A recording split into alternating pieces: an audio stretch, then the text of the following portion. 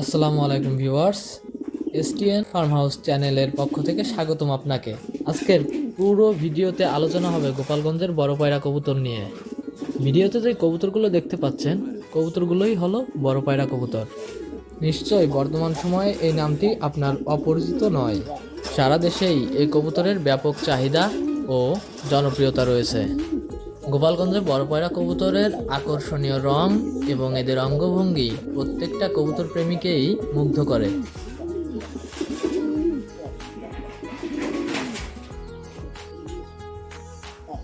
আজকের ভিডিওর মূল বিষয়বস্তু হচ্ছে বড় বাংলা কবুতরের উৎপত্তিস্থল, এদের বৈশিষ্ট্য ও জাত পরিচিতি।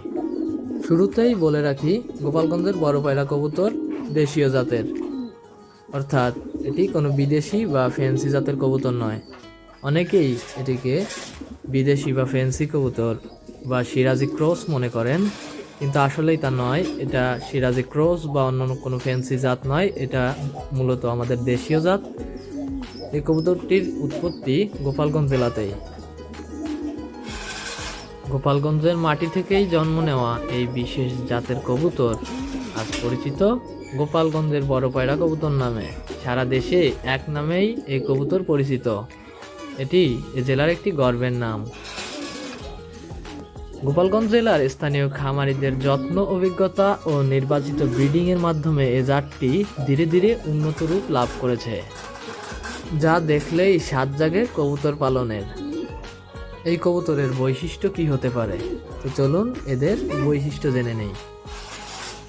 ভিডিওর কবুতরগুলোর দিকে লক্ষ্য করবেন, এদের প্রত্যেকটা কবুতরেরই পায়ে ফেদার আছে, মাথায় ঝুঁটি আছে এবং ডানায় যে রঙের শেপ সবগুলোরই প্রায় সেম। হ্যাঁ, এটাই এদের বৈশিষ্ট্য। এই সকল বৈশিষ্ট্যই অন্যান্য জাতগুলো থেকে গোপালগঞ্জের বড় পায়রা কবুতর জাতটি আলাদা জাত হিসেবে পরিচিতি পেয়েছে। তাছাড়া এর আরেকটি গুরুত্বপূর্ণ বৈশিষ্ট্য হলো ডানায় যে 20 পালক থাকে, অর্থাৎ যে বড় পালকগুলো থাকে, এবং লেজ দুইটাই অবশ্যই সাদা। এটাও এদের একটা আলাদা বৈশিষ্ট্য। কিছু কবুতরের মধ্যে ব্যতিক্রম থাকে, যেগুলোকে মিসমার্ক হিসেবে গণনা করা হয়। গোপালগঞ্জের বড় পায়রা কবুতরটি আকারে বেশ বড়। এর আকর্ষণীয় রং লাল, হলুদ ও কালো রঙের হয়ে থাকে।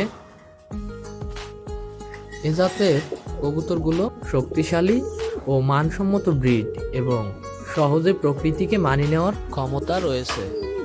আবদ্ধ বা মুক্ত পরিবেশ যে কোনো পরিবেশেই পালন করা সম্ভব। সমস্ত বৈশিষ্ট্য ও গুণাবলী এবং এদের কোয়ালিটির উপর নির্ভর করে এদের দাম। পরবর্তী ভিডিওতে নিশ্চয়ই এদের দাম এবং চাহিদা সম্পর্কে আলোচনা করব। সেই পর্যন্ত সবার জন্য সুস্থতা কামনা করছি। ভালো থাকবেন সকলে। ভিডিওটি ভালো লাগলে অবশ্যই একটি লাইক, কমেন্ট এবং শেয়ার করবেন। আর আপনি কোন জেলা থেকে দেখছেন অবশ্যই সেটা কমেন্টে লিখে যাবেন।